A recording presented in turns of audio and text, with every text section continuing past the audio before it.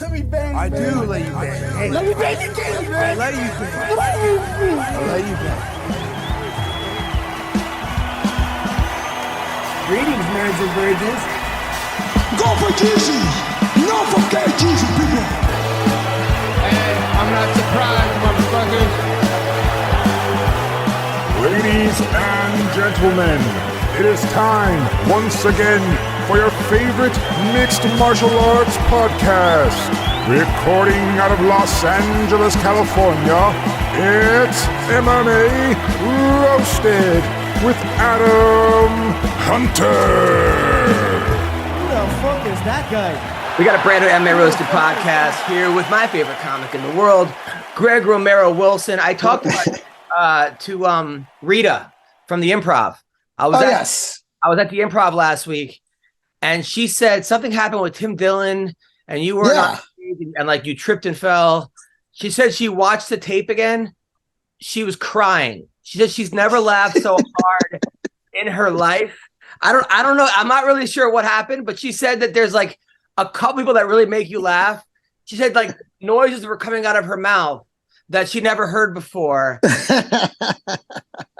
Well, I wish it was from my material. I wish I could say that it was from the material, but it wasn't. It was because, I'm hosting the show. The miscommunication happened was apparently Aristotle Atari was on the show, the guy who was on SNL for a hot minute. Yeah. He was on the show, and I guess he was only supposed to do 8. And so he asked for a 6-minute light. which means he wanted it at 6. Right, exactly. That's what the sound guy heard was fine. So I'll light you at 2 minutes. So you have a 6-minute light. What he meant was light me at 6. So I have a 2-minute light. So he said, so there was a miscommunication there. One of the comics was running late. And so they were like, oh, go see if Tim's here. So I went upstairs. They were like, tell Tim that he's going to go next. And of course, Tim, big Tim, he doesn't give a rat's ass. He was like, yeah, of course, I'll go next. I don't care. Yeah. So I was like, great. And while I'm up there I tell him like, you got about 4 or 5 minutes. While I'm telling him this, I hear the music come up in the other room. And I look on the monitor and the stage is blank. And as the host now, I'm afraid this looks bad on me, that I'm the asshole that's not in the room when I'm supposed to be. So I go running down this. Listen, I'm lucky I didn't fall down the stairs. I went running down the stairs, and then I'm cutting behind the audience where the curtain hangs on the wall, and my feet just got completely caught up in that curtain, and I just was like, wham! And I slammed onto my knee. It hurt in front of everybody. In front of everybody, right at the stage. For people laughing? No, they were very concerned because I hit the ground hard. Yeah. And they were just like, whoa! And I just jumped up and rolled with it. And he started crying too. Yes, I was weeping. I asked for full medical coverage, universal medical coverage. It was terrible. So I immediately jumped up, ran on stage, and was like, I got it. What I missed? I tried to totally brush off. I was like, Tim, you're up early, buddy. Oh. And so I had to yell for Tim to come on down, and I just limped it off. And the booker of the comedy club said, because your name came up about the flyers, because I do the Dime Bar flyers, and I'm like, I always put like 3 hot chicks of like the hottest super, and then totally. And then your face of like this. And people were like, love that, by the way. People are always like, what the fuck is this show? It's just you and hot chicks. I'm like, they ask all the hot girls to do it. What do you want me to do? Dude, by the way, there are times that I put hot chicks on the flyer who don't show up, who I kind of know aren't going to show up, but they're like, okay, you put in the flyer. And I have male comics showing up that are super high level, like headliners that don't go up just because they're trying to hook up with the female. And then I'm like, I don't know where they are. So I'm now catfishing male comedians. Good. Be like, but while you're here, Watson, you want to do a quick tag on stage since you're here already? You're gonna have to tell me off air who's doing that. I would love to know. The initials are JD, and I'm sure you could. I'm sure very tall, handsome. Last name rhymes with Rye, so I'm sure it's very easy to solve. Not Fry. Not Fry. We were talking about that. Famous father. Yeah, he has a famous father. 100%. Don, what was your type of girl back in the day? Was it models? Was it teachers? What was the girls that you went for? Quiet. I like athletes. Yeah. Athletes who could deep throat. That sounds pretty good. Athletes. That's it. Athletes. I don't think anyone's against that. Or actually, any woman that could deep throat, but I don't care. They're playing the band, shit. They can deep throat. I'm game. I was thinking about that. Usually, everyone's like, usually when someone's like, "Who gives the best blowjob I've ever gotten?" Probably the last blowjob I gotten. Like it's always like, "Oh, dude, like the last blowjob." Unless the girl's amazing, there are some girls with just incredible skills. Don, and you're immediately like, "Yeah, I could never marry you." Yes, I think you got entirely too much practice. So no, I've had some women give me some really bad blowjobs. I'm like, fuck, I should just masturbate it, Yeah, no, that's for sure. I have too. It's like, what are you doing down there? Yeah. I hate it when they romance it. When they romance it for a long time. Like they're just all down there, just like, I'm like, just do it on it. Yeah. Quit talking to it and looking at it. Exactly. Put it in your mouth. Quit blowing on it. I can do it. I gotta close this window. Yeah, or like when a girl's like tells me that's what she's known for, good blowjobs, it's great. But then I think about all the dicks that she probably had in her mouth. Yeah. So that's what I'm known for. We'll put that on the wedding invitations. It's not kiss. I'm marrying Lisa. You know what she's known for. Let's just not kiss. Let's skip the kissing. Yeah, exactly. No. Have you ever had a girl try to kiss you after swallowing your load? That is not an idea. Yeah. One time a girl took the load, then like kissed her way up my body, and then in my ear swallowed it. In your ear? In my ear, she goes, And I literally, and then she's trying to kiss her way to my face, and I was like, I was so grossed out. I had to fucking leave. I was like, I gotta go. It's been great. You're so good. I gotta go. So it grossed me the fuck out. So over the weekend, I did this show in Alpine, San Diego, right? Which I don't know about you, Greg, but you ever have a show that goes so crazy the first time that everyone wants you to come back, but then you feel like you can't top it? And like, yeah. Oh, well, the worst when they come back and they start mentioning your riffs from the last show, and you're like, "Well, I can't do that again." That was improv. So, or they're like, "Yo, get my friend. We're gonna sit in the front. Get him." And like, I'm like, Don, did after the Takayama fight, did everyone expect your next fight to be the exact same way? Yeah. They expected, another miracle. And so, you only pull that one off once in a lifetime. It takes two. It takes two people to do that. So last time, all right. So this is what happened last time, because I never feel like I could actually I always tell people what happened, but I feel like I never do it justice. So so I'm on stage. It's an outdoor thing. It's like indoor outdoor kind of thing. So I'm telling jokes. Can you guys hear this one? Is it going? It's like if the Verizon guy was a surfer. So this is the bar owner. He comes and grabs the mic. You're the manager? I remember this one. This is the last time you were there, though, right? Yeah. Okay. They have a major DUI checkpoint up here. I don't know if they've announced that or not, but I'm getting texts and calls. So I highly recommend, if you've been drinking, go that way. I'm dead serious. Okay, so just looking out, go that way. Much appreciated. Okay, that's it. And fucking enjoy your time. That was the weirdest commercial I've ever had in my entire life.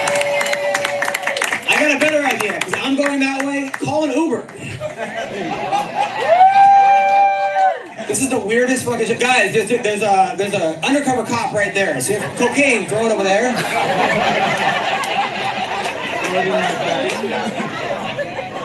I'm just gonna do more fucking strange PSAs. If anyone wants to embezzle money, talk to that guy over there. I like free. Okay, so then I like went on, right? So now everybody in the town heard about that. They're like, oh, but now I feel like I'm like obligated to that. So all right, I get out there, and it's so far it's a pretty good show. I'm having a good set, just fun. And of course, there's this one redheaded older woman that just keeps staring at me and just saying no. Every time I tell a joke, she just points at me. She's like, no, this and that. So, you know, I'm having fun with her, saying she's probably the best in bed because she's older. And I do the whole, like, you know, because women that are in their 40s, they're like, oh, on your knees and eat it and blah, blah, blah. And the whole thing, right? So then she then says, she gives me the finger, right? And I go, oh, I'll give you a 4 back, right? And then she was in her 30s. So then I say, all right, give it up to my mom as a joke. Give it to my mom. Then she gets up and tries to take the microphone. This guy's head's in the way. Except for this one redheaded lady. I know. That's the one thing about the video. That guy's head is blocking so much of it till the end. Yeah. I got squeeze, let it out. You're here. So I tell her, we can't see it. Relax, squeeze, let it out. I go, that's my mom. This is what offended her. That's my mom. Everyone else is laughing. Just have fun. Are you back to single? We can't see the video, Adam. You can't see the video? No, we always see is the top bar of your computer. Hold on. We can see all your tabs that are open. Let's see. Fight Night, Bellator. Who is Biagio? Can you see this one? I'm curious. Breakdown Express. Myself. Biagio, the guy from New York? Wait. Now can you see it or no? No. We need to go home. I'm the guy. Oh, fuck. All right. Well, what happens is the lady gets up and then takes the microphone from me and says, do I look like his mother? Right. And then I take it back. I go, no, it looks like my grandmother. Right. No, grandmother. Right. So then she turns around, tries to knee me in the balls. Right. But like a fake knee. And I was like, wow, this is the closest you ever came to a dick in 10 years. Right. So then I just fucking bury her and somebody else takes a joke. See, that's how you take a joke. Like I have a lot of that, Greg, but like, I think I could put together something, but even though the fucking asshole's face was blocking the video. Yeah. The guy's giant head was blocking most of it till the very end. But what is it with people? You should get a bodyguard. You should get a bodyguard when you're up there because you've been attacked before, haven't you? Yeah, all the time. It's not the first time somebody. Dude, there's something about Adam's face that people just want to attack it. I don't know what it is. I've never been, and I say rude shit on stage all the time too, but people for some reason always want to come up on stage and attack you. It's crazy. And you're not even saying anything that bad. He's a white male. Oh God, here we go. That's what he's oppressing everybody in the audience. Well, what's crazy is Don is literally coming out of the closet. What do you mean, oh God?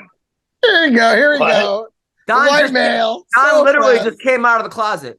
He was in his closet and then he came out. So Sean, how are you, man? I'm terrible. How you guys doing? Great. You look like you have a sweatsuit on or something. What happened? No, I'm having to lay in a weird position because my shoulder's been sore the other day, hurt my shoulder doing something. It hadn't felt right. You remember that fight I told you guys about that I fought for 3 rounds with it out of socket and everybody thought I lied about it and I just was out of shape and tired and all, that's why I punched with my left hand for 3 rounds. I saw that fight. Yeah, I showed you clips of it. Well, my shoulder's been sore for a couple months, and I hate going to the doctor and saying anything hurts because they accuse you of being a drug addict.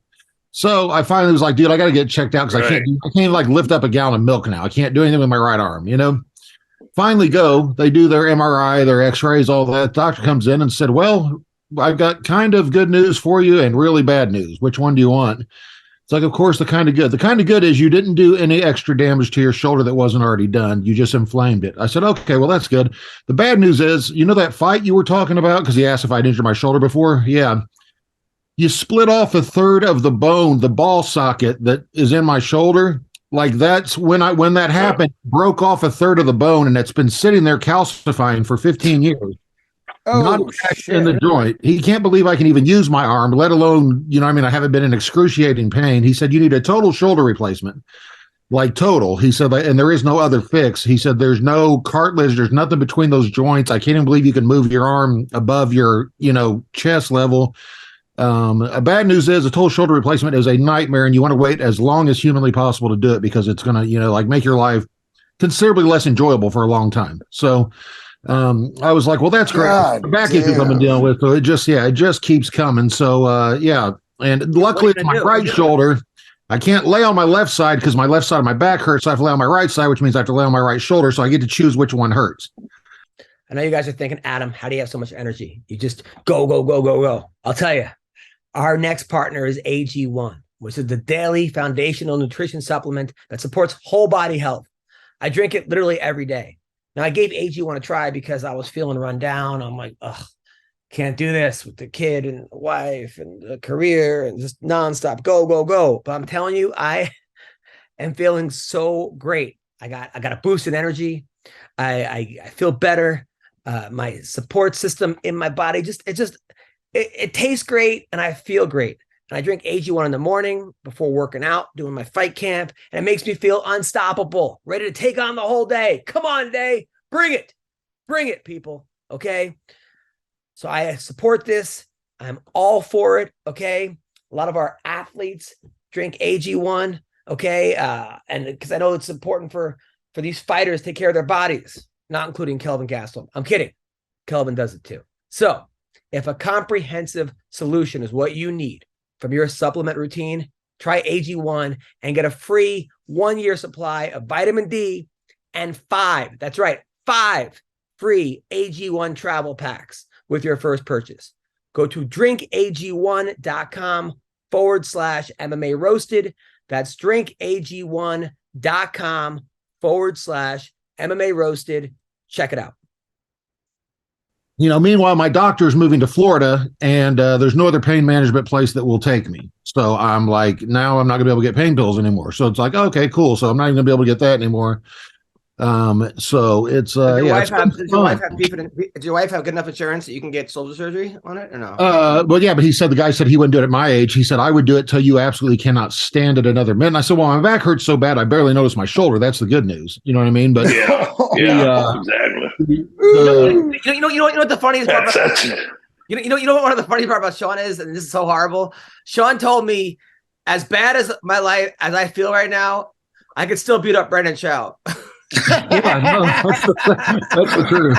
Yeah, I'm still fully confident in my ability to beat Brendan Schaub in a fight. He told me that like 2 weeks ago. Like he goes, I can't walk, I can't sit up, my back is fucked, but I guarantee you, if they put a fight together, I can beat up Brendan. How would you beat him up? I mean, you can't sit up. Pure tyranny of will and rage alone. Like just looking at his face alone would keep me going. But that's what kept me fighting when I dislocated my shoulder. I knew when it happened. I looked and it was hanging down like 3 inches. I was like, oh, my arm is either broken in half or my shoulder's out of socket. Turns out it was both. And I wanted to quit right then. I was only 20 seconds into the fight. I thought I'm gonna quit. And I looked at that fat, repulsive guy's face across the cage from me. And I was like, that guy is not going to be my first loss. Like, not that dude, because I couldn't stand the dude I was fighting. You know what I mean? Yeah. And the thought of him running around 400 pounds celebrating that he was my first loss, I was like, no, I'd rather lose this arm than tap out. Turns out it wouldn't have mattered either way because the guy said that the doctors, he don't know how they missed that bone was broken off. He said it's complete, and he showed me on the thing. He said, you see this sliver right here that's an inch and a half long by about a half an inch wide? That is part of your ball socket joint. Oh, that's my dick.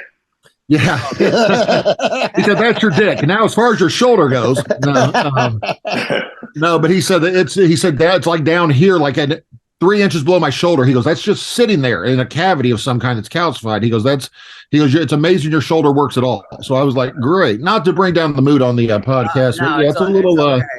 So you say you want to be a fighter, dude? And I made $500 for that fight. That's what's even better. That was $500. I got on that fight. So that's it made $600 in the UFC. Yeah, I was gonna say, damn it, should have set that up better. I should have said I could have made at least twice that if I would wait till the UFC to do it. But no. Unless you had to buy a ticket for your family. Yeah, no shit. Don, where are you packing for? What's going on? I just see fans. I just see you. What's going on here? I'm trying to plug my damn phone in before it dies. That's one of the only fans Don has that isn't white. Yeah. McCorkle still got it. Oh man, that's why it moves faster than the white fans. Greg, how was your weekend? Oh, it was great. I went up to Kansas City. It was my friend's birthday, and so I was doing a private show for them at this bar, and it was a big bar show. And we had it was one of those things where like not everybody at the bar was there for the show. So a bunch of people were talking at the back. But I mean, I think it bothered the people trying to watch the show more than it bothered me. You know, I'm like, I get it. It's a bar show. There's going to be people. They're not here for it. I'm not going to even waste my time trying to control that. I'm just going to play to you guys. And so I had a ball. So I just hated that some people were still frustrated by the other people there. But ultimately, I mean, it's like, what are you going to do? You just keep going, you know? So I had a great show. And then we did a ton of drunken karaoke. And they're like, can I post this video? And I'm like, no, don't fucking, I shouldn't let him post it. But it's all me just, Oh my God. So bad. Greg wants to Did you win? What? Did you win the amateur night then? Of course I did. Every time. Okay. I don't think there was a winner. I think we were all losers. Everyone that was there was a loser that night. But we had a ball. We had a great time. But, you know, it was just funny because, you know, Kansas City, it seems, you know, they love Kansas City barbecue. Well, and it was very country. I rode a four-wheeler, you know, and all that shit. It was very, very country. I haven't done the country live in a while. It was really great to be able to do that again. And then, but they love meat. There's a lot of meat. I literally was like, can you just take me to Starbucks for some oatmeal? I can't have meat every meal. This is crazy. Greg once called me up. He's like, I'm in Florida. Fairy. Yeah, I know, Don. But I'm not used to that. Tortilla. Greg, I would have loved one. Greg, your sound's going in and out, by the way. Greg, your sound's going in and out. Greg once called me up. He's like, I'm in Florida partying with some guy. He says he knows you from high school. I'm like, oh, okay. I like knew the guy barely in like middle school. And he's like, yeah, the guy was a huge dick. So then I'm like, and I figured out who it was. I'm like, I made out with his sister back in high school. And Greg's like, I'm going to tell him that tomorrow. Like, did you ever tell him? I have no idea. Probably. It was that guy in Florida who was like super arrogant. Yeah. So with the big dick, Yeah, the guy with so I did a show, by the way. So Phil, hey, how did wait, Greg, how did you know he had a huge dick? Well, because it went from his toes to the top of his head. He just was a huge dick. Okay. yeah. He was a dick. Not he had it. He didn't have one. Yeah, he didn't have one. Get there. By the way, so I thought you said he had one. Okay. So Phil Davis came to my show this week. Phil Davis came, and he didn't tell me he was coming. So I'm on stage, and I go, and there's like 3 black people in the crowd, and I go, oh, I think that's Phil Davis, but he didn't say that. Hey, it's Adam. Like he just looked at me and smiled, and I go, oh, maybe it's not. So now I'm the asshole who thinks everyone looks alike. Like it's, and then it was, and then it was Phil Davis, right? Like he couldn't. I'm like, why didn't you just say it was you? He goes, oh, I'm like shy. So then I hung out with Phil afterwards, and this guy Chuck Palumbo. I don't know this guy. So Chuck Palumbo, he was in the WWE. He's got a great story. He was in college, played college basketball, and I guess he was in a hotel one day. He turned on the TV and said, "Hey, you want to be a wrestler? Like one of those infomercials? Join the power plant." So he went out and tried to become a W and made it. Like he made the end WCW, and then when Vince McMahon bought WCW, he tried to embarrass everybody. He was like, I'm going to give all these guys the worst gimmicks. So he made him and his guy, Billy Gunn, like the flamboyant tag team. So they're like, fuck that. We're going all the way. So they became the gay Billy and Chuck, right? They were the first gay tag. I think I remember this. Yeah. And it became huge. Like everybody loved them, right? Because they would do all kinds of super gay things in the ring, and everyone thought it was. So then they were going to get married, right? And I remember putting on Channel 9 in high school and watching this, and they're in the ring, and the whole crowd is yelling "faggot, fat," and I'm like, this is insane. How is this on television? Like you could clearly hear. 90s were a wild time, man. I remember seeing that and thinking, I can't believe Bruce Buffer's announcing WWE. Well, there it is. What's going on? Then they said they felt terrible, right? Because they knew the marriage wasn't going to happen. Like they were going to beat each other up at like the aisle. But like most marriages, they got two. Like all Don's marriages. but they were getting celebrated by all these gay communities. Like GLAAD was sending them plaques. Like congratulate. They were on Good Morning America because everyone's like, we're so proud to have a first gay tag team, and they knew that it was all going to be a fucking disaster. Right? So then a week later, the WWE changes his gimmick. Right. So then he's FBI. Full-blooded Italian. Now he's a mobster. He was like a week before he was the gay guy, and now he's Don Corleone, and they're like stealing stuff off trucks and giving it to charity, and like no one even noticed that a week before he was the gay guy, right? So this guy tells me all these great. I love this guy. Then after he quit WWE, then he became a cop, like a real cop, and he I thought he would have joined the FBI. And he also, given his work experience, or GLAAD, right? And he also fixes cars. He had a car show where he fixes cars, right? Because old cars. But he also went on tour with Don, right? So I bring up Don's name, and then Don goes, I love Don Fry. We toured Japan together. We were on 3 weeks. We did New Japan Pro Wrestling. We shared a bus, a limo, all this stuff. So I'm like, oh, call him right now. Now it's like midnight. I call Don. You can't. Don's out in the woods. He's out in the woods. There's like a fucking moon behind him. Like that's when you got to protect the border. You can barely. Yeah, absolutely. You can barely see him, right? All you see is eyes and a mustache, right? So now I'm like Don. So he's like, hey, Don, it's me. And then Don's like, huh? So we have to go in the bathroom and talk to Don. So now me and fucking Chuck from Chuck and Bill, people are like, that's the gay guy, are now in the bathroom. Someone's like taking a shit. Gay guy. Yeah. Someone's in the stall taking a shit. Don, marvelous. Yeah. Somebody was like, hey, that gay guy's in the bathroom talking to Don Fry. I think that a pro wrestler's in there with him. All right. They've been at him. All right. Don, what was that like, Don? Don, what was that like in Japan with Chuck? It was nice. Japan's a trip. Japan's always great. Chuck's a good guy, man. He's a good guy to work with and to hang out with. You know that you're hanging out with nobody in the toilet. But he really is the cool. But he told me like he was on a plane one time with Mr. Perfect and Brock Lesnar, and they started wrestling on a private plane. What? They said that they almost like they were this close to having the door open up and go flying out. Like they did so much damage to this airplane. Like Mr. Perfect decides to have against Brock Lesnar on a little plane. Like everyone almost died on that plane. That would have been my first guess. Can you imagine? Like there were no survivors.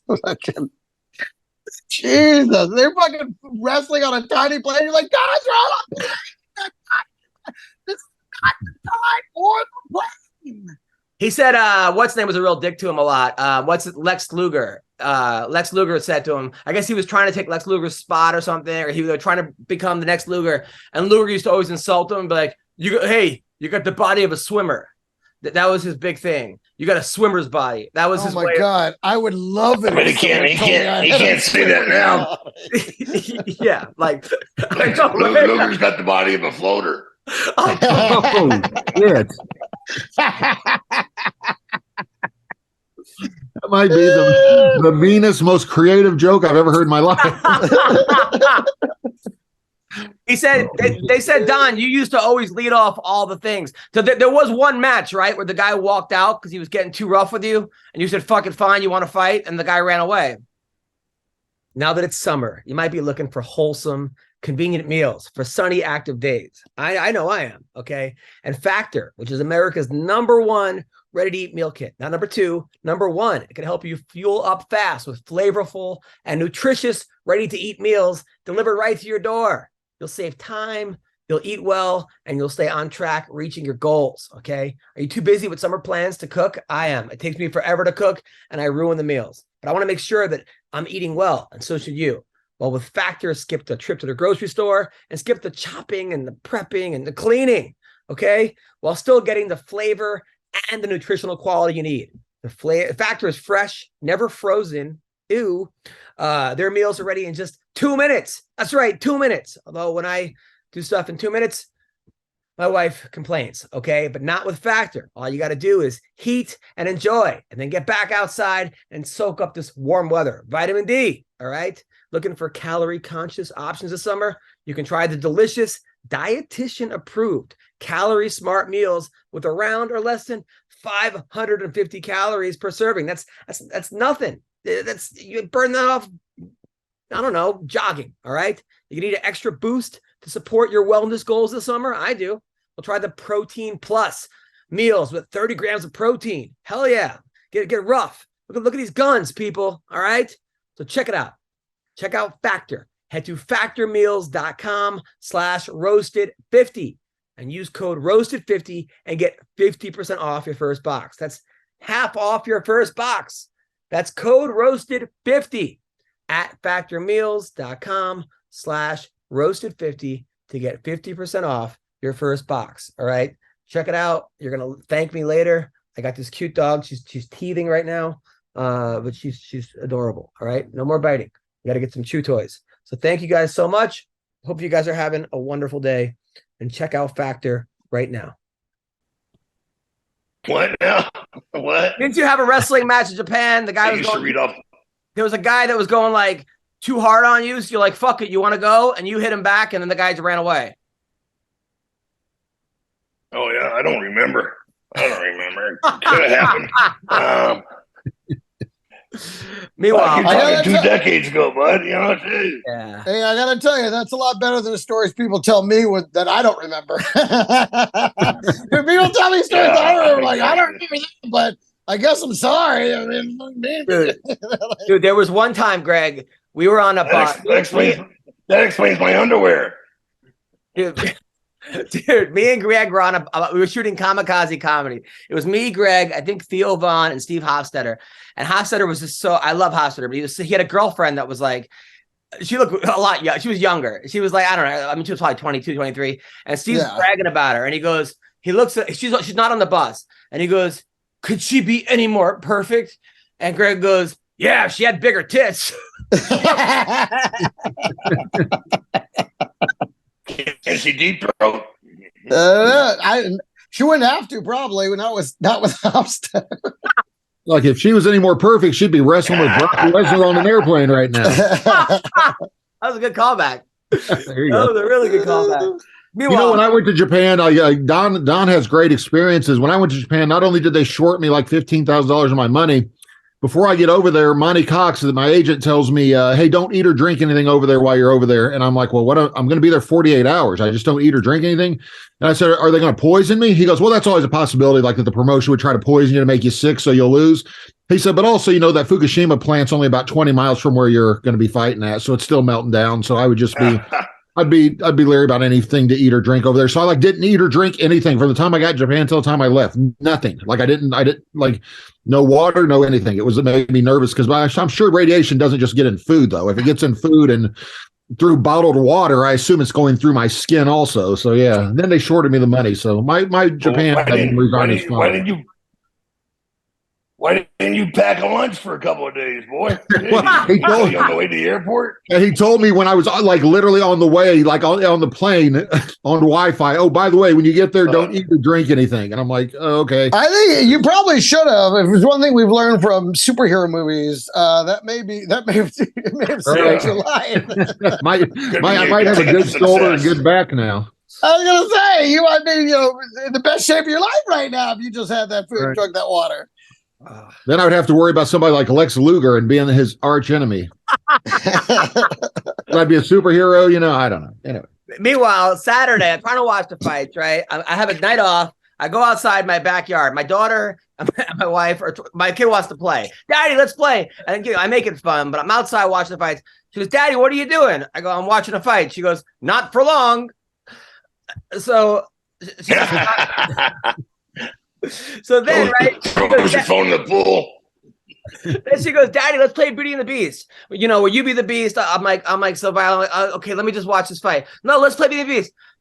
Just give me one. Let me watch it one time. Okay, finally, she goes, Daddy, want to play softball?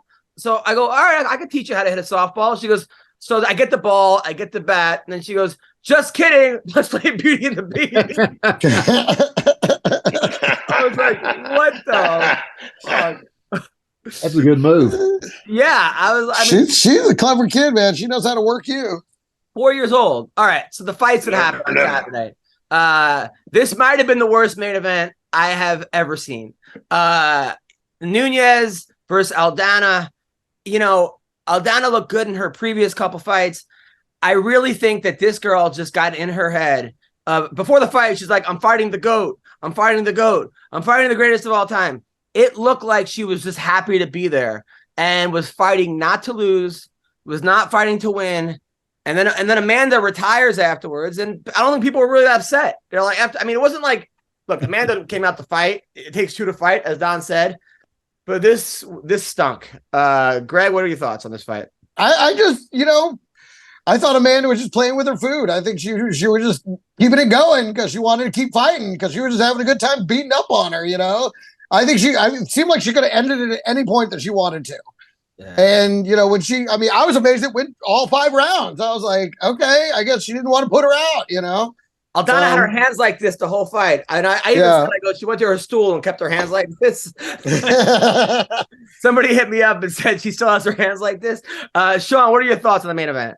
Man, I really tried watching it. I don't really like women's fighting, but I realized I was watching it and I really was thinking like, whether it's WNBA, women in the UFC or whatever, it really is like watching two men who can't do something try to do something. Like that's what, like when I watch women fight, it's like watching two guys who can't fight try to fight. You know what I mean? Like that's what it's remind me of. Or let's like watching Bruce Buffer try to enjoy seeing a woman naked. Like it's just not there.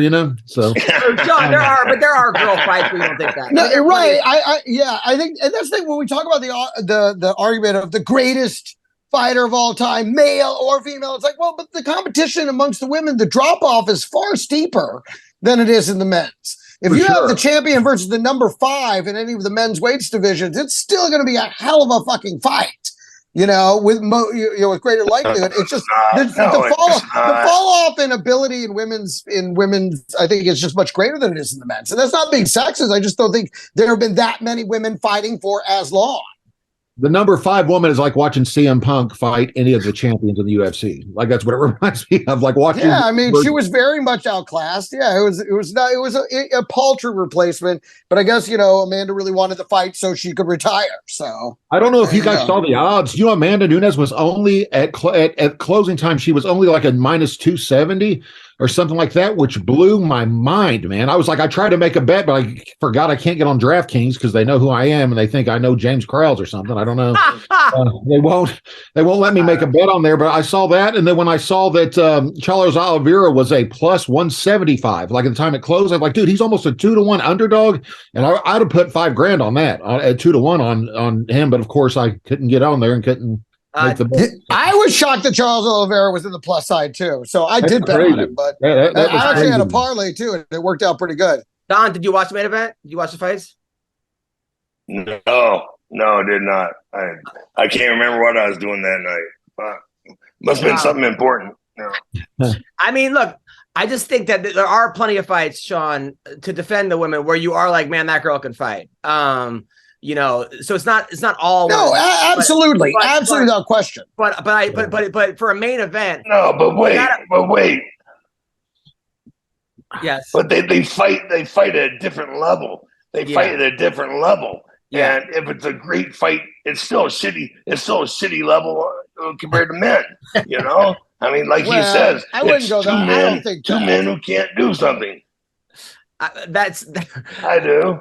I think that's his shoulder talking. I respectfully disagree, but at the same time, you're right about they shouldn't have made. I understand it. Like they got to put title fights as the main event, right? Is that what it is? You have to put title fights as the main event.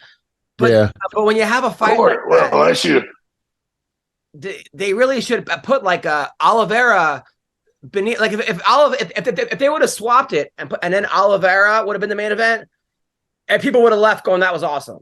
But a much better idea, I think. I don't think just like UFC 200, when John Jones fell out, they're like, well, we can't have whoever who was the main event that night. It was Lesnar and Mark Hunt, right? I think it was co-main event. Well, we got to have women's fight since it's for a title be the championship fight. And I'm like, dude, by that time nobody cares anymore. You've already seen the fight you wanted to see. So I don't understand why the title has to be the main event. Like especially if you know it's going to be a mismatch. Now the Beneil Dariush, I thought Oliveira was on his way out. I was so wrong with that one. You realize how good he has to be to make Dariush look like that? Like I was sitting there thinking, man, Charles Oliveira is making him look like an amateur, man. And I mean, and Dariush is tough. Like I wasn't sold for a long time, man, but he really is. He's really good, man. That blew my mind. I felt so. Although, did he look like he wasn't in great shape to you? He always looks like that. Is that right? Is that just the way he always looks? Yeah. I think because I was sleeping, surprised. By the way, Don is really asleep. No, I'm not. Oh, I'm just listening. I'm trying to absorb all this information, as much as I can. Don, it's like when you try and change the channel, like, I'm watching it, I'm listening to it. Dude, the fact when I'm up. Dude, our Colby Covington one, when we got, that's up to like 75,000 or 100,000, and Don came on just to ask Colby why he didn't return his text. Like he had no question. He's sleeping the whole time. He gets up. He goes, Colby, why didn't you call me back? And then Colby broke character and was like, "Oh man, sorry, Don." You could see that he immediately became he was talking all this shit, Colby, and then he goes, "My bad, Don." It's awesome is I knew that would get viewed like 100,000 or more times, and I couldn't come up with one funny thing to say the entire time. Usually I can think of something. I was like completely off that day, probably because Colby's so entertaining. I was enjoying just him. I love how Colby can turn anything. He can turn anything into Donald Trump. No matter what it is, he can make it about Trump somehow. It's just like how they did Donald Trump. No matter what it is, I'm like, yeah. It's like you and Bruce Buffer. Yeah, I can always make it about Buffer somehow. Nate the Train. Don't you think that with some guys they shouldn't have rounds? Because Nate would have won if it was 300 rounds. I think Nate would have won. I thought Ige looked great. Talk about it. I was like, no, he doesn't have a big personality. He doesn't do any beefing. He doesn't do a lot of social media. So nobody ever talks about this guy. But I think he looked fantastic. I think he might be on the way back up.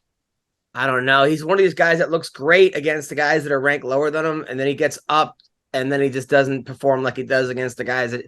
But you're right. I mean, he did look great, and Nate the Train was so fucking tough. But man, that was hard to watch. And Nate really went in there. I mean, he went in there to win. He thought he was going to win. He was fighting to win, but Dan he just shut him down. He really had. It was impressive. And then Chris Curtis, Chris Curtis, I don't know if you watched it, Sean. So he's one of these guys that he's always losing every fight, or not almost every fight. But then he's got this awkward. It's not even a fast punch, but it's an awkward, accurate punch that's really hard that puts the guy's lights out. And he did it so. Even though he was losing this fight, you're still well, this guy, he's still in every fight. And then of course his eye gets completely blown out, and he says, "I can't see." But then they stop the fight, and then he's like, "Come on, just give me one more minute." So that's awesome, dude. When got me, Nick. Yeah. When their heads collided, though, it was the loudest crack. Yeah, I heard it watching it. I was like, "Whoa!" It was a crack, and I was like, "Oh fuck, what was that?" And it was their heads. It was a pretty vicious head collision. And then my boy Eric Anders, that sucked that he lost. He played for Alabama. He was on the championship team. Then he tried playing football. He didn't get drafted. He went to Canada, played for the CFL for a second, got cut or something happened, got injured. Then he was working for the UPS, and he's like, "Fuck it, let me just try MMA." And now he's awesome, but he can't seem to get past that top 10. But if only you'd seen that power plant commercial, he could have taken a completely different career route. By the way, on a different note, have you watched the documentary on American Gladiators? Not yet. I saw it on the queue, and I was like, "Oh God, I gotta watch that." Oh, Don, Sean, if you think UFC guys got fucked, The American, and sorry to ruin this for anybody who plans on watching it, but I don't care. These guys got $25,000 a year, the gladiators. Turbo and Nitro. Yeah. And they had to pay their own healthcare. So when they got hurt, they had to cover it, right? They had to, so, and the guy who started the gladiators, he was an Elvis impersonator, right?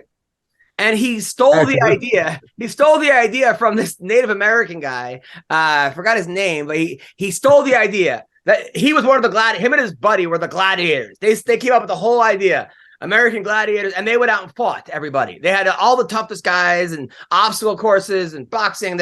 So he's doing security for the Elvis guy, and the Elvis guy is hitting on everyone's girlfriend. So he like protects his ass 100 times. Then they have an idea. The guy goes out to Hollywood. He finally sells it. Like he's pitching it as a movie, and then no one wants to read a script. So he records the whole thing on like a tape, on a cassette tape, and he plays it for him, sells it. They sell his TV show. He makes so much money. Native American guy gets screwed, and he buys the rights to his life. So this guy can't even be in the documentary. Oh God, it's got to make you wonder: will Native Americans ever learn? Oh my God, Jesus! Hold on one sec. Hello. I mean, Here's a bag of beans. How many jugs of fire water did he get for his life story? Oh my God! It's all I'm thinking is, wait, they got screwed again. They really did get screwed, and now they finally found this guy's journal. So then they reenact the guy's journal on the documentary. And this guy, but man, these poor guys. I mean, first of all, they were juicing out of their mind. The gladiators. I mean, how you could tell. Juicing out of their mind. One was a male stripper beforehand. One guy was in the NFL. Blah blah. There was one guy who beat them every year. The guy, his name was Two Scoops. He got burned in a fire, and then somehow came back. Two scoops. I want to know what happened to him that made him get a nickname Two Scoops if it wasn't the fire. Like what could have possibly happened? I know a guy that used to be an American Gladiator. They called him Ammonium nitrate. Did they show anything about the black guy Cobra that was an American Gladiator for a while? Real muscular guy. I know him I'm actually friends. I don't know. Like 5 of the guys refused to be the documentary, so you only got. They probably traded their life story for some fire water. They probably got ripped off too. Dude, it's ridiculous. I mean, this guy is evil. Certain people are just fucking evil. This guy who like stole the idea and this and that, and the gladiators got fucked. What's his name? Yeah, the gladiator guy. I gotta watch it again. I became hooked on it. I had no idea what to expect. I thought it was being about the gladiators. This is about more like the story. The gladiators also get fucked. And I want to know how he was going to make American Gladiators, the TV show, a movie, like where people just compete with tennis balls shooting at them as a movie. Like I don't know.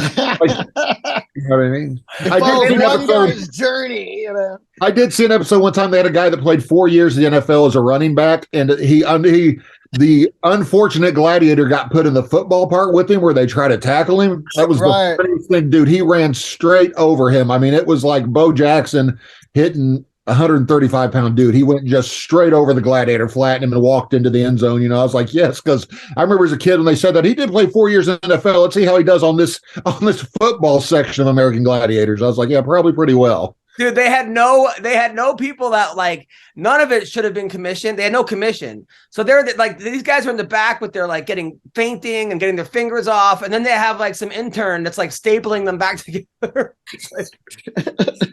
in like a tent. Like it was so bad. It was Look how far we've come. Now people smack each other in the face till they knock each other out for $2,500. Yeah. It's amazing how far sports have come. Grand slams, no hitters, and double plays are back. That's right. And there's no better place to get on the MLB action than FanDuel, America's #1 sports book and official partner of Major League Baseball. And guess what, people? New customers in Massachusetts get in on the action with $200 in bonus bets, guaranteed when you place your first $5 bet. Just sign up at FanDuel.com/Boston. And finally, You can bet on all your favorite sports, from the money line to point spreads to player props and more. I love it, okay? If I'm going to bet, I'm going to go on FanDuel. So now, bet on an app that's safe, secure, and super easy to use. Don't miss your chance to get $200 of bonus bets. Win or lose. How great is that? Okay? Visit FanDuel.com/Boston and make every moment more. That's FanDuel, the official partner of Major League Baseball. You got to be 21 and older and present in Massachusetts. Okay, your first online real money wager only. $10 first deposit required. Bonus issued as non-withdrawable. And bonus bets that expire in 14 days. Restrictions apply. See terms at sportsbook.fanduel.com. Help is here. So is hope. Hope and help. GamblingHelpLineMA.org or call 1-800-327-5050 for 24/7 support. Play it smart from the start. GameSenseMA.com or call 1-800-GAM-1234. That's FanDuel. Check it out now. Right now. You want to bet? That's where you go. So this week, we got the Killer Gorilla against Marvin Vettori. That should be a good fight. The Killer Gorilla. I like the Gorilla. Vettori just, I don't know. He just goes. I just think that this other guy's gonna beat him. Who do you think's gonna win, Sean? Who's the Killer Gorilla? What's his actual name? Cannoneer. Jared Cannoneer. Yeah, I'd go Cannoneer, man. I don't know. Vettori is always hit or miss, and normally he's missed when I bet on him. So I haven't been that impressed with him when he fought. Which a lot of guys look bad against Stylebender, but he looked like an amateur against Stylebender, man, when he fought him. That was embarrassing. Greg? Yeah, and I think Vittori's, excuse me, I think Vittori's coming off a win, right? And so, yeah. They both I thought he lost that. But Vittori's up and down. You know what I mean? So, he won the last one, and he probably would lose this one. That's kind of the fighter he is. I don't know why. And then we got also on that card, that's like the big one. And then in Bellator, it's Nemkov versus Romero. That should be a good fight. I mean, Romero's got to be like 75 years old right now. I was going to say, how's he looking at this point? I mean, I'm surprised. Oh, every time he comes back over, I'm like, oh, he's still in it. All right. And then it's Phil Davis versus Corey Anderson. That should be a good fight. Maurice Green, who's the sewer. I'm not going to say knitter because Sean laughs every time. So he's a what? He's the incredible what? Adam said he was a real big knitter one time, and I had a glitch on my phone or computer when he said it, and I was like, whoa, what? And then it got awkward after that. So he's fighting in the PFL. Also, Jorgen De Castro is fighting, Aspen Ladd, and also Muhammad Ali's grandson, Biagio Ali Walsh, is on the card. Conor McGregor, did you see he knocked out the mascot? Yeah, I was like, "Oh my god, this guy! Who doesn't know what it's been?" That was a bunch of bullshit. That was a bunch of bullshit. That guy's just trying to hustle for some money. That mascot saw an opportunity to rob him blind, and he's taking it. Crime. It would be funny if he took off the mask. It was Khabib, and he just took him down and beat the shit out of him. That would have been. I could tell him that follow. It's funny how follow-up punch. Go ahead. Sorry, go ahead. I was just going to say that follow-up punch was obviously cocaine-fueled. Like, he was supposed to just knock him down on the first one, but you saw the rage with which he followed it up. I was like, dude, I've never done cocaine. I assume that's how I would act if I did. So. Yeah, I mean, he's just wearing a fucking foam head. I mean, Jesus, Conor Gray. I mean, I saw the video. It looked like he knocked him pretty. I mean, the guy just went tap. I mean, that didn't look like a trust fall. That looked like he got knocked the fuck out. And then the follow-up punch. Like, I don't know if that's part of the gag, Conor. I think. Again, it's like watching them try and not use. He just automatically was like, he's down. Unless someone stops me. So. I love how they drug him off too, like it was part of the gag, but the guy's body was not moving. Totally, no part of the costume was moving. It was just yeah. Did you guys see the John Gotti III against? Oh my god! First of all, how was that even? I didn't even hear about it till I see the video of the after melee brawl that went on.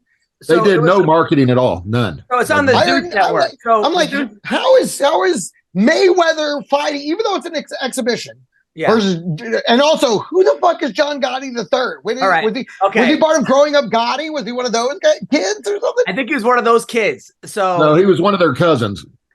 So okay. So what happened is this guy that actually used to produce the show I was on, Living with Funny. I was on a show with it was me, D-Ray, Michael Blackson. Remember, it was on the Oxygen Network. Yeah. That was when I went out with Gina Bazzani to find. Anyway, this guy started the Zeus Network, and it's very urban, very, very, and it's a lot of like the Real House. It's like a lot of those like basketball wives and housewives of Atlanta, but like their girlfriends, and people are always fighting on it. It's basically Flavor of Love on steroids. You know, it's just, and it's always black women fighting with each other. I like how Adam used 7 different ways to describe it was black people before saying it. He goes, basketball wives, and it's urban. In Atlanta. People wear a lot of Timberlands, and there's in Atlanta. There's a lot of rap music playing. There's a lot of acid dropping. What would be the right way to describe this, Greg? What should I say? Don't throw it to me. You got it, dog. This is all you. Ask Don how he would say it. He probably. If I was titling, I would title it "Your Home Prices Are Dropping." So no, that's ridiculous. All right, so they bad. So it's on the Zeus Network, and they've had fights now on this. Now they're having fights on the Zeus Network, and first that's of all, John Gotti's grandson, by the way. John Gotti's. His direct grandson. Yeah, his grandson. John Gotti Jr., who his dad ran the Gambino crime family once John Gotti Sr. got put in prison. So I actually watched this fight. First of all, they didn't start the fight because for like a half hour because there were too many people in the ring. Like people were just getting in the ring, like the fans and entourages. Like they were like, how like a basketball. Sounds very urban. You know how like it was like a basketball game and people are on the fence. People thought that's what it was going to be like that's what this boxing match was. People could just like lean up against the ring, right? So it was like the ring was being so they had to get everybody outside. The announcers on the thing were like, man, this was not planned properly. Like this, like they were even saying like, man, we were not ready for this, right? Then John Gotti III is getting his ass kicked every round. Like literally it looks like a guy who's first day taking a boxing, and Gotti III actually did MMA, or he's 4-1. He's not terrible in MMA. He can fight. Yeah, he can fight. So, but he looked like he did not belong there. So now they're just talking shit. By round, I think it was round 6, they're talking shit, and the ref says to him, "If you keep talking shit, I'm going to stop the fight." So he said something to him. He stopped the fight because it was shit talking, which is ridiculous, right? Like. That's why he stopped the fight. So, because there was too much shit talking. Right. And why would you stop a fight over that? It's a fight. Let them fight. Like, who cares? So, you guys see this? If you guys don't try to quit, if you don't quit trying to hurt each other's feelings and start hurting each other's bodies, this fight's over. Like, yeah. And it's not even a real fight. It's an exhibition. Who cares? So, can you guys see this? Yes. So, here's what happened. So, he stops it because of shit talking. Now, this is the best Gotti look. If he would have done this the whole fight, it would have been a great fight. So then he throws a right, and then Mayweather just hits him with a left, and then everybody gets in. And Mayweather's laughing. There's like 50. Keith Lee is in there. Kevin Lee's brother. You know Kevin Lee? Yeah. So his brother now. Keith Lee was a good boxer. I mean, a good fighter in Bellator, and he did okay. So he started his own TikTok where he just reviews restaurants in Las Vegas with his family, and he's got 14 million followers. Like he's making a fortune now being a Las Vegas food reviewer. Like if he says go somewhere, like the other day he said, hey, they have free subs somewhere, and it was a 4-hour line of people that went to get free subs. Like Keith Lee was so he was sounds like that company made a lot of money that day. That's not hard to free subs. There's a 4-hour line. Like, we just meant for our regulars. We didn't expect us to get out to like everybody. You know what's awesome is that video you just played. Really, nobody in line had a job. That was a job. He was there for free feed. During that melee you just played, that was John Gotti Jr. that was in front of his son blocking the fight. I'm sure none of those guys will regret that, swinging and hitting him. Like I guarantee you they won't regret hitting a guy that still has contact with 200 to 300 guys who will shoot you on the spot on orders. Like and was that okay? Which Floyd was that? Floyd Mayweather Jr. Or was that his dad? No, that was Floyd Jr. That was God, Floyd. He's not looking like himself. He's looking a little raggedy. He's looking old. Yeah, he's looking old. So in the PFL, by the way, Bubba Jenkins looked amazing in the PFL, by the way. Bubba won again. He has to win 2 more fights and he gets $1 million. Chris Wade won in the PFL, and Marlon Moraes lost 7 in a row. He got knocked out again. They gotta stop. He might be done. He might be done. Are you following the Zion Williamson drama? No, what's going on with him now? I am a little bit, yeah. So Zion Williamson, who they were saying was the next big thing in basketball. Right. He's supposed to be like Shaq, but with even better. So he got free throws. So he shows shows a picture of him, and he's like, and it was like a reveal, like, I got my girlfriend pregnant, and I guess she might have been a porn star or was a porn star. Well, there was another porn star who he's banging, who I guess is also pregnant. Her name is Mariah Mills, and she's been tweeting up a storm, right? So she wrote, like, he still wants access to my pussy. That's why he hasn't said anything. He a sex addict. She wrote, all this drama, gonna be fucking post that video online, you sloppy fat fuck. I was drunk before the first linked from the hotel and signed a fake name in the you have to sign a NDA. I guess your house is filthy, dirty clothes and sodas everywhere. That bitch don't clean. Fuck you. Your team missed the playoffs because you wanted to fuck me. What's the point about lying to me, a baby, and having to find out on the internet? You cry when I suck your dick. I should be taped, you big crybaby. I don't play about consent. Yes, I consented to film me, but now not show and send people. So she's very upset about well, if you're a porn star, you don't want videos out there of you having sex. Like, that's the one thing. Yeah. Would be embarrassing to you. So, and usually when you consent to being filmed, I mean, what do you think is going to happen with that? You know, like. So Stephen A. Smith weighed in on it. You want to hear his take? Oh, please, God, no. Oh boy.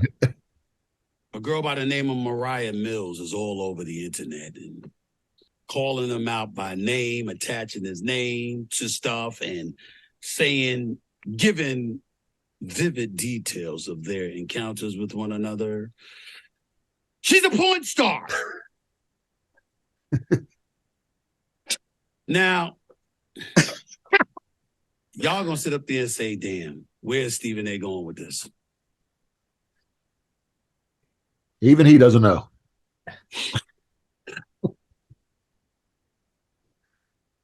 The dramatic pause is tremendous.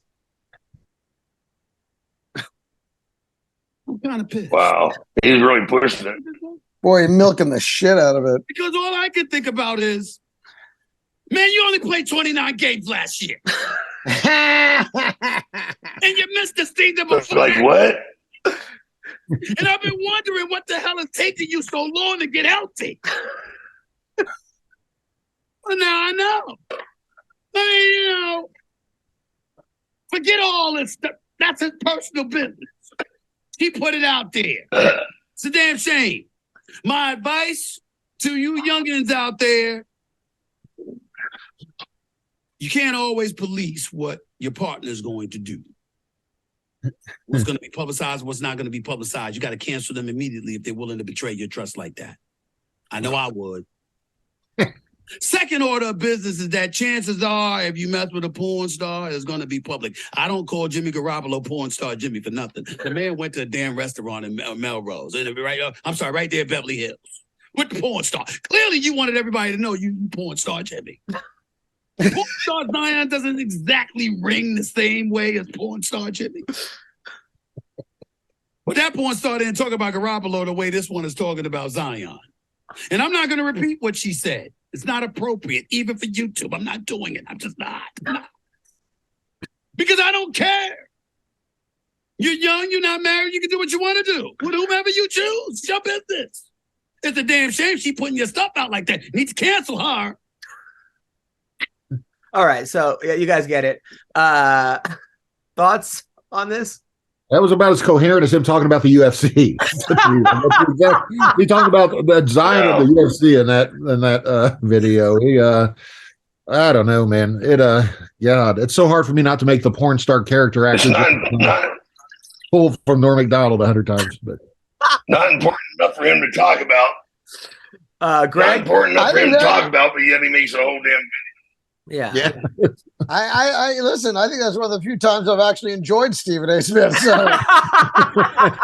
I normally, the second he starts talking, I normally change it or mute it, one or the other, you know what I mean? So same here. The pause, I was like, oh God, here we go. But then I was like, oh, this is pretty funny. I was like, he only won 29 games. I'm like, this is solid point. Yeah, he's making a lot of good. I gotta agree with him today. You really nailed it. Exactly. Like, and then you find out, you were like, why is it taking so long to heal? Oh, he's fucking porn stars, you're not getting rest. Yeah, apparently chlamydia keeps your foot and your bone in your foot from healing. Exactly. You're all inflamed.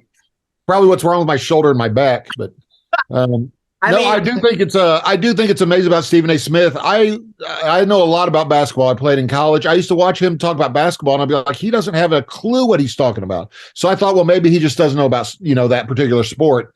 He talked about football. Maybe he knows more than me. Baseball. Maybe he knows more than me. Then I saw him talk about the UFC, and then I realized he doesn't know anything about anything. He doesn't know anything about the UFC, about basketball, probably about football or baseball either. He just does his little thing, his dramatic pauses and his whatever, and it's the same on everything, like every sport. I think he doesn't know anything about anything. So it did make me laugh. You know what's funny is I'm reading the text. I'm looking at the text exchange that she posted, and she's like, I thought I was yours. I trusted you. Right. I'm like, yeah. Okay, but not that porn stars aren't people too, but yeah.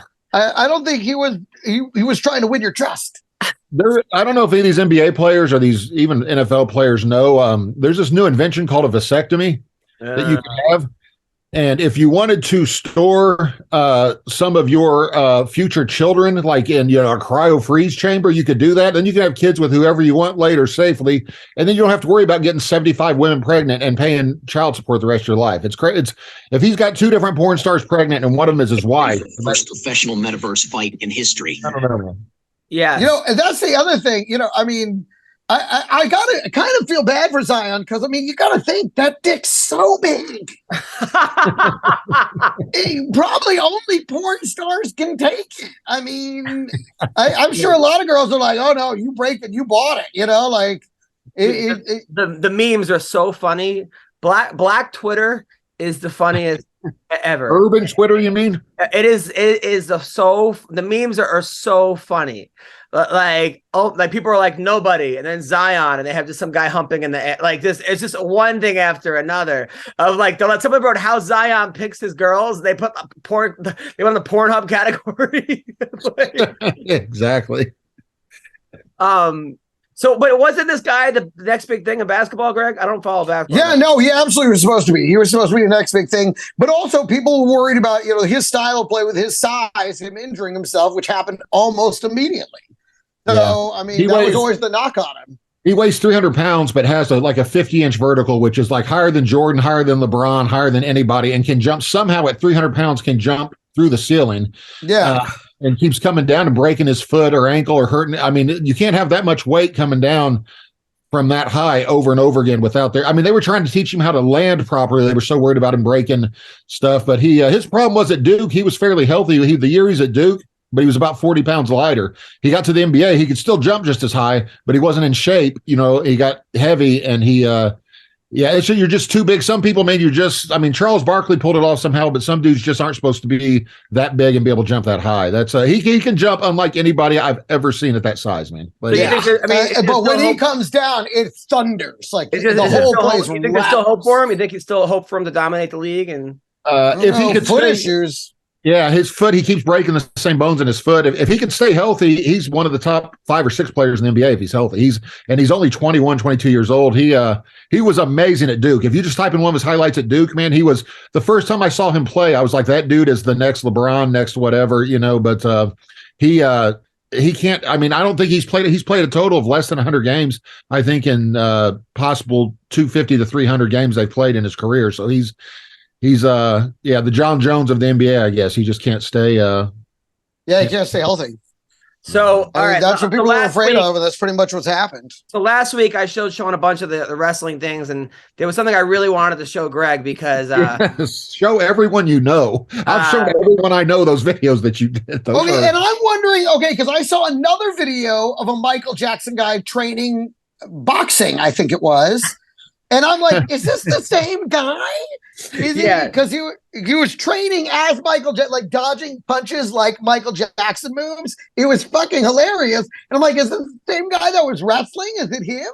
Well, we're not the wrestling, but I wanted to show you that the Roy Jones versus NDO champ, because that's coming up.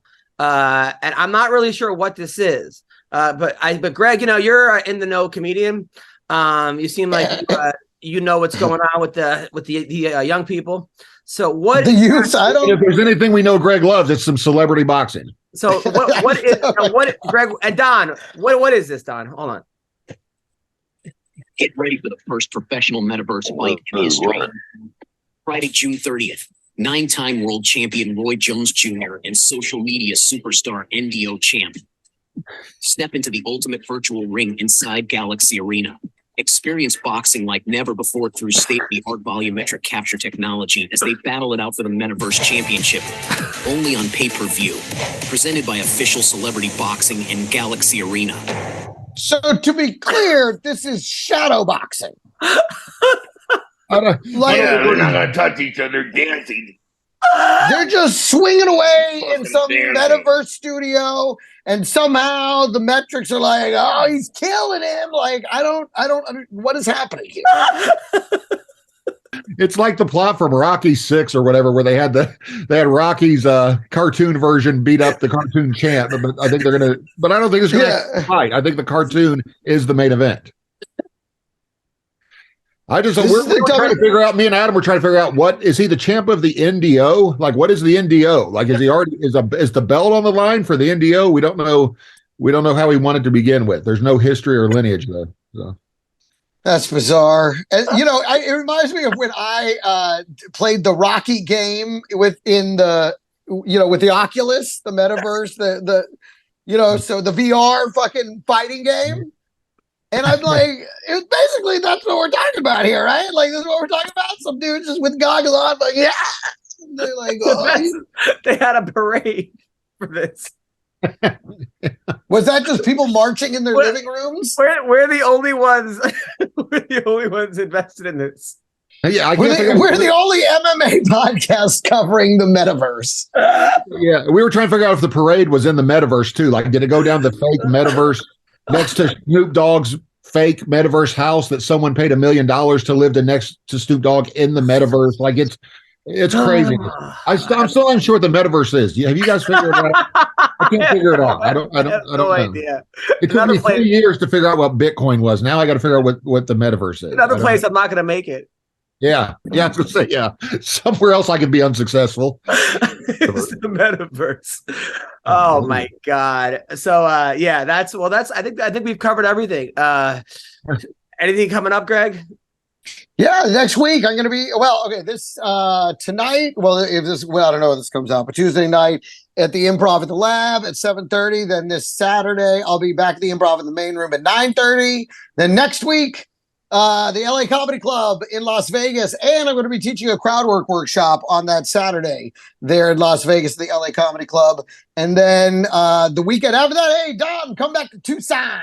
I'm going to be back at Laughs on June 30th, July 1st. You got to go to his house. It's the greatest house I've ever been to, Greg. You just invited him to Don's house. You have no idea. He has 17 guns under each pillow. Well, there probably won't be time because it's such a quick turnaround. I'm doing that stupid workshop in the afternoon, but I certainly make time. When Don comes out, it's always a big deal. I love it. Last time my guest, one of the guest spots, like he was being kind of, these local guys, they were like, I'm fucking the shit or whatever. But then they saw Don, he's like, oh my God, is that Don Fry? I'm like, you know it, buddy? He's like, how the fuck do you know Don Fry? I'm like, I do a podcast with him every week. You got to see Don's house. It's like you can't even get to it. There's no roads. You have to. It's like a mountain that. Right, you have to ride a bear. You have to ride a bear through a thicket. Across the marsh. Yeah. Then you have to ride a dolphin and then get off. There is a shortcut through the metaverse. I've heard. You repel down the yeah. Yeah, you have to take a gun. You have to shoot off the lock. Dude, his gun safe, Greg, his gun safe has a wheel. Like you have to wheel it open. Oh, that's beautiful. Because it used to be on a pirate ship. And then he takes his bathtub. It's a beautiful house. It's above the ground. Like he has like one of those old Western bathtubs that people pour water into. Like outside? That's what he was doing when he called me outside taking a bath. Dude, you gotta heat the water in a cauldron over an open flame. Then you gotta have two people pour it into the bath. It's the greatest. It's the coolest house. There's like a million John Wayne posters. He has all this Native American art that I think he won in the war against the natives. You got it. To the winner goes the. Oh boy! Right? To the winner goes the prize, baby. You got to see this place. If you have an hour in Tucson, it's the greatest house, and then Don's there. I don't doubt it. Don's the greatest, so it's not surprising. July 2nd, 3rd, 4th, and 5th, and 6th. I'll be at the LA Comedy Club at the Strat. That's UFC Fight Week. If you guys can come. My brother's getting married on Saturday, so I'm not doing the weekend, the fight week weekend. Nice. Well, I'm doing July 6th through 10 at TK's in Dallas. If anybody's going to be back out in Dallas, and then Laughlin the week after that, the 12th through the 16th. Sorry. Nice. And then Don, what do you got coming up? Tomorrow I got to fly over to North Carolina to do a commercial for a buddy of mine and Quilty insurance company, and make an in-service commercial for him. He hired me as a mental toughness coach for his company. So man, I want to be in that seminar so bad. People call up. They're like, I wrecked my car. Well, quit being a fucking pussy and driving like an asshole. That's what you get for not riding a horse. Did anybody see? Any witnesses? Get out of there. Yeah. And then we got the UFC coming up. The International Fight Week, and then the following week I got to go to Chicago for a Godzilla convention.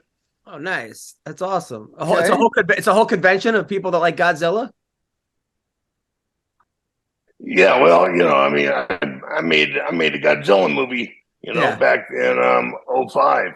Oh. Right. How do I have a feeling that was while you were doing your Japan wrestling? In the suit.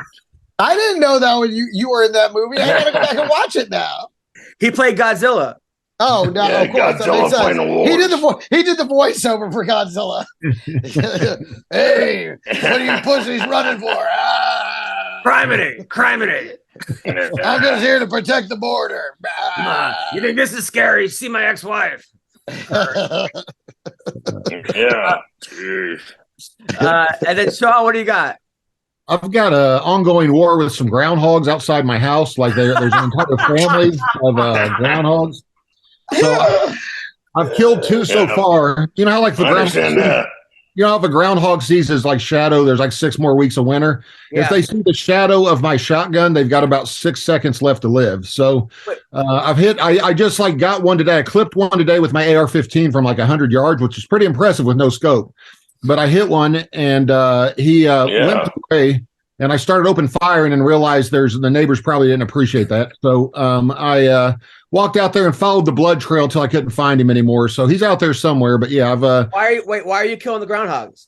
Well, they chewed through my internet line from my the biggest mistake they made was actually doing damage to my house. They chewed through my satellite internet cord or whatever, and then it was on. Like my yeah, you're like, that's it, I'm getting the flamethrower. Yeah, my girlfriend it was funny because she was real against, like, she's so nice, she catches spiders and puts them back outside, like what doesn't even kill them. Yeah. And then I stomp on them shortly after when she's not looking. But she begged me not to kill the groundhogs until they chewed through our internet line, and she couldn't do her job for a day. And they were really unhappy about her not being able to do her job because of a chewed through line. So now I've got the open season on groundhogs. It's like a bad remake of like Caddyshack. Remember Caddyshack? Yeah, that's what I feel like, man. I really do. So, like, you don't kill them.